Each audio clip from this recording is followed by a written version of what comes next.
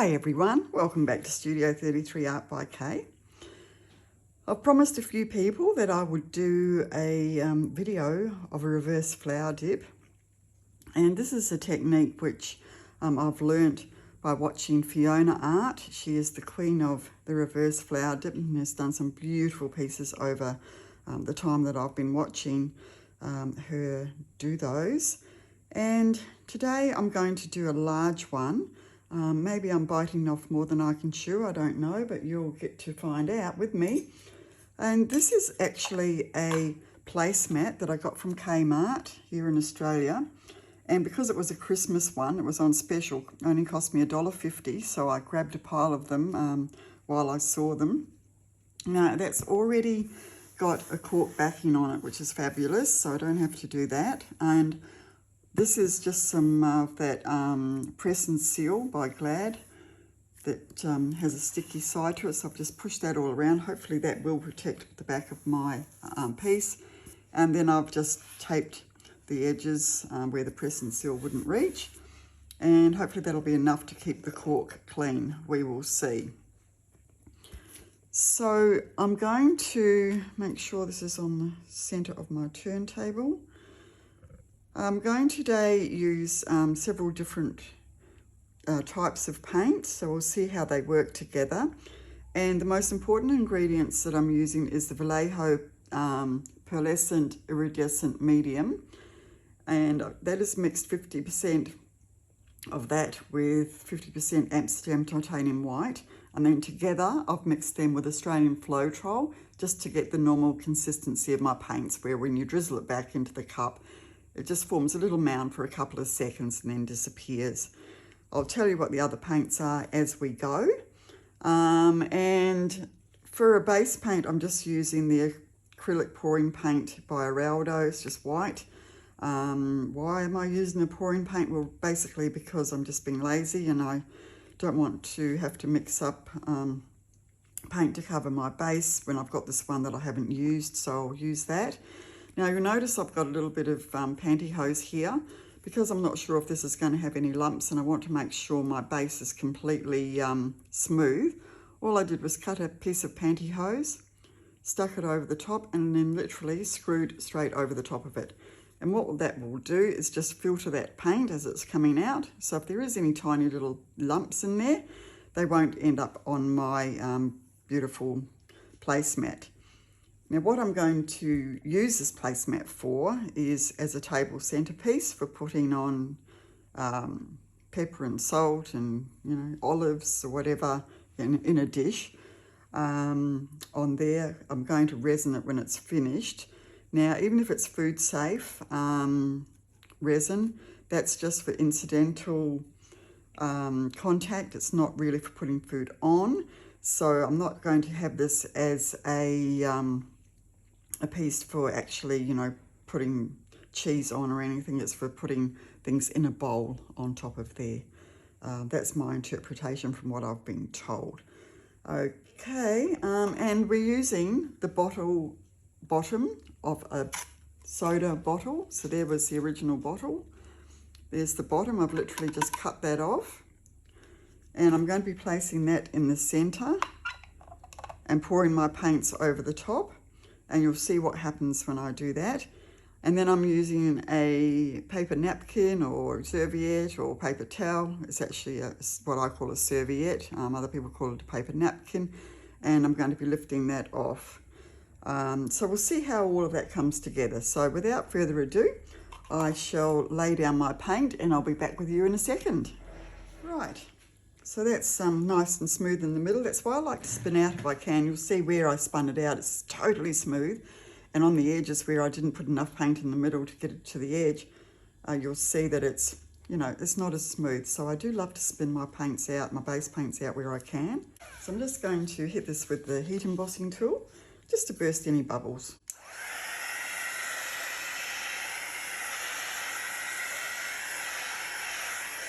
So just be careful not to overheat that. You don't want it to form a skin of any sort.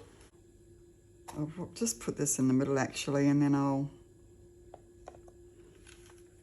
work that out. I want to get it as close to the middle as I can. Or you can get your straw and make a mark on it. That's about right. That's very close. And very close. That's a special measuring tool, making a mark on something and just checking. I'm only joking, of course. So whatever you need to do to try and make sure that's the centre. If you've got a smaller piece, you can actually get a skewer and just lay it one direction and then lay it across the other way, and where the 2 points meet, that's the centre. But I haven't got anything long enough to do that on this larger piece. So now I'm just going to start laying down the paints. I'm going to use the Vallejo first. I'm going to end up running out of this, I can see, because I think I'm going to need a lot more than what I've got in this little bottle. But I don't have to cover the whole piece with paint. Next I'm going to use the Mont Mart Satin Turquoise. All of the paints today, except for the Mont Mart Pouring Paint Shiraz, have been mixed with Australian Floetrol. But I will put all of these paints in the description below so that you'll know what I've used and what I've mixed them with. So the next colour is the Global Blue Lagoon.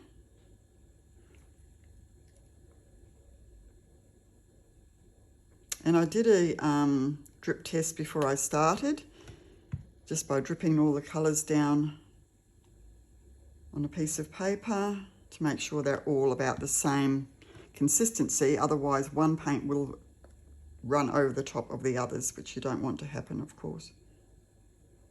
Thinking that that might be a little bit pale, might not show up. Now I'm only going to use the pink and the yellow in the centre after I've finished.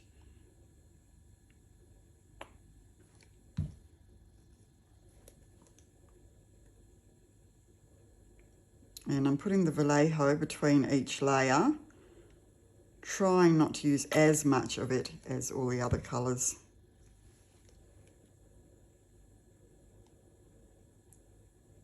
Because you never really know what you're going to get in the end with your composition until you've finished. It's always a bit of a surprise, really, unless you're completely duplicating something you've done before or have seen someone else do before.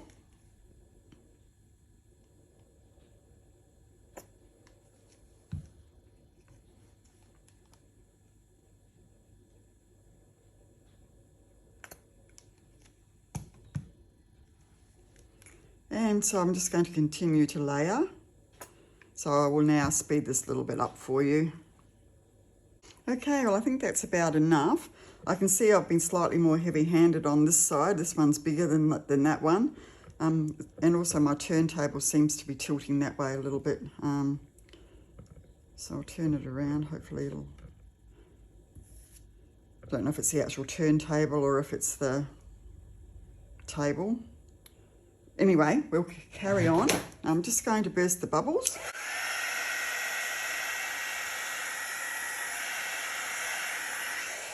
And then before I lift the centre off, I'm just going to use a bamboo skewer just to draw through the centre of the petals here, just to give it some nice shape.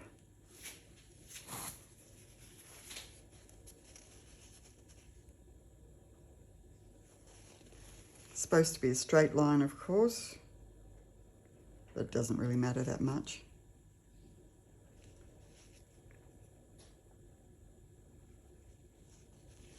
Okay, so now I'm going to take the centre off this,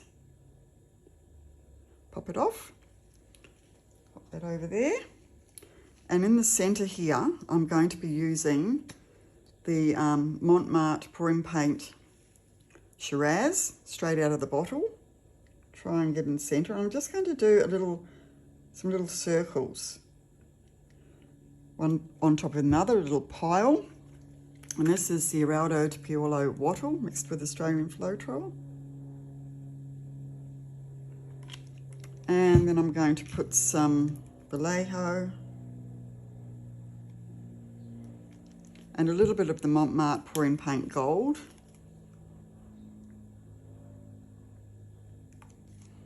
And then I'll just do that again.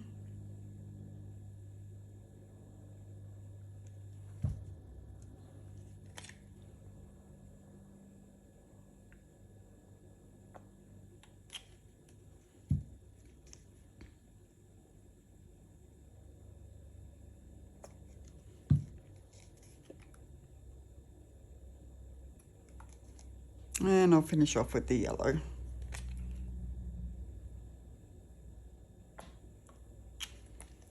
And burst some bubbles.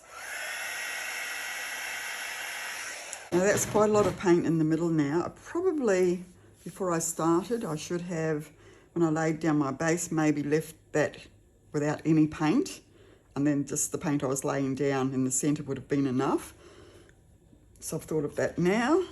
So if you're going to give this a go, yeah, I would leave underneath the bottle bottom. I would leave that without any paint, and then just spread your base paint around the rest of it, because this is going to have a lot of paint in the middle, which might mess me up. But anyway, we'll see what happens. So I'm just going to take this out to there, out again.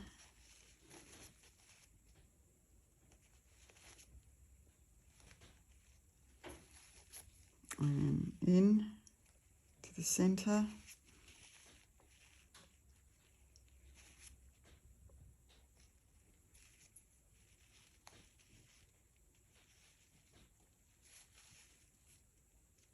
Dropped a little bit on there. Get rid of that. Okay. So wish me luck, everyone, because I really don't know how I'm going to go. Now I've got a large paper napkin here, a serviette, and it's quite a thin one, so hopefully it won't fall apart. And I'm not going to damp it down because I've got so much paint on there. I don't mind if quite a lot gets absorbed into the tissue. I can see some bubbles there. I'll just burst.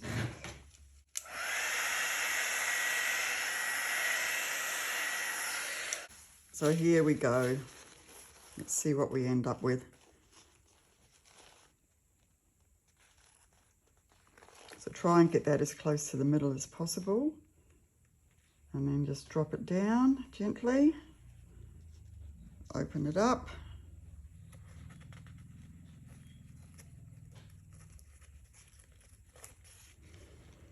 Take it the rest of the way. And then I'm just going to gently pat it down because I want it to touch all over the whole of the paint underneath. Otherwise it won't lift evenly. Oops, I'm putting my head right in front of the camera there. Sorry about that.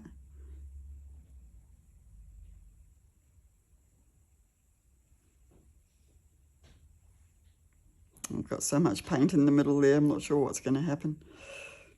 Oh well, I'll know next time when I'm doing a big one like this to not put any base paint in the very centre. And I could have still done that by spinning it out. I just could have wiped away the paint that was in the middle.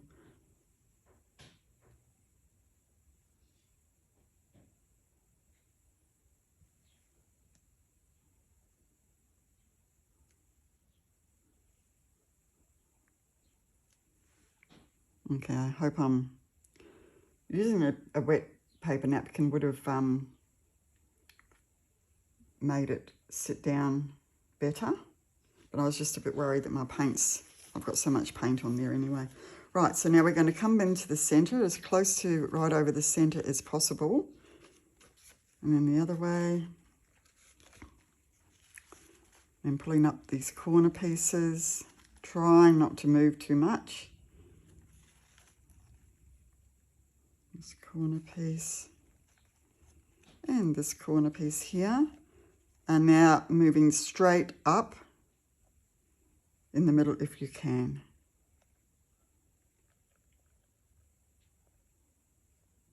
And off. Oh, it's looking good so far. A little bit twisted where I've lifted it, being that it's such a big piece, it was really hard to just lift it straight up. And but that doesn't matter, because in nature, of course, nothing's, absolutely perfect. Any flower you look at, every little petal is different. So I'm just going to hit it with the heat tool.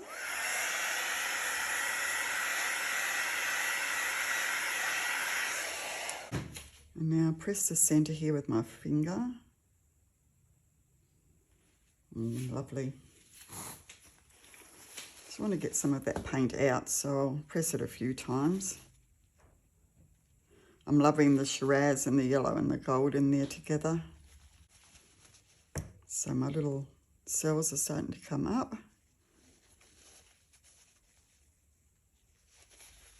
So it's one way of getting the paint out of the centre there.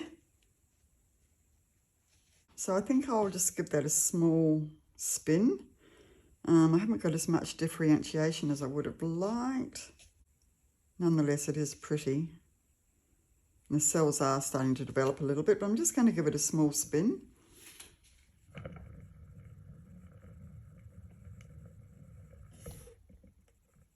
Absolutely love this centre.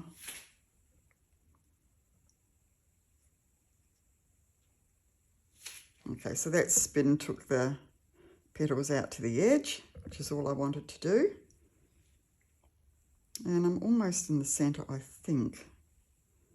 Maybe slightly off.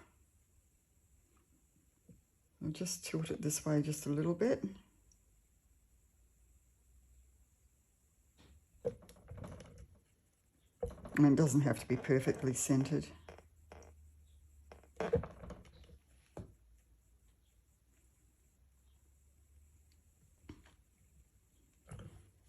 And so I'll just fix up these edges where the paint got lifted off. Haven't got too many to do. And that should self-level as it's drying. Now the thing will be, how well will this dry, being that I have got a lot of paint on there.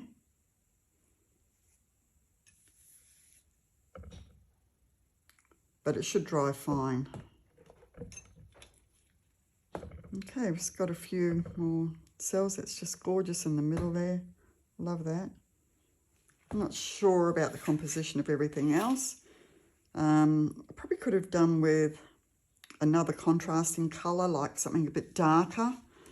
And I think that this one, this cool mint was very light, and so it's almost blended as being a white. But they're all things you can play around with, and you know, I've got quite a few more of these table centerpieces that I can do, so I'll switch it up with the next one. And anyway, hopefully you've enjoyed that one today, everyone. Just do another little dab there. It's gorgeous, that scent. I love those colours together. So I'll leave it there for today. Hopefully you enjoyed that one. So I'll bring you down for a close-up. Well, here we are coming down for the close-up. And I'm really loving the centre of this piece. The colours are gorgeous with the Shiraz mixing with that Wattle yellow. I'm loving that. And some very nice cells and lacing created around there. The rest of it hasn't got as much lacing as I would have expected between the layers. Could even be where I used the pouring paint as the base instead of what I would normally use with the Australian Floetrol in there. But there is still lacing there. This is showing through as being quite teal, whereas it's more turquoise than teal. And as I say, you just got to experiment with these things, try different bases, try different colour combinations and so on. And every time you do one of these, you get something different. And also the way you lift it, obviously I moved a little bit there. So that's a bit of luck of the draw. Sometimes it lifts perfectly and other times it doesn't. But I actually really love this piece, and I think it will be very nice as a table centerpiece. Once I've resined it and put a bit of glitter into my resin, it'll be gorgeous. All right, so I'll see you guys back here in Studio 33 in the not too distant future. Until then, stay safe. See you later. Bye.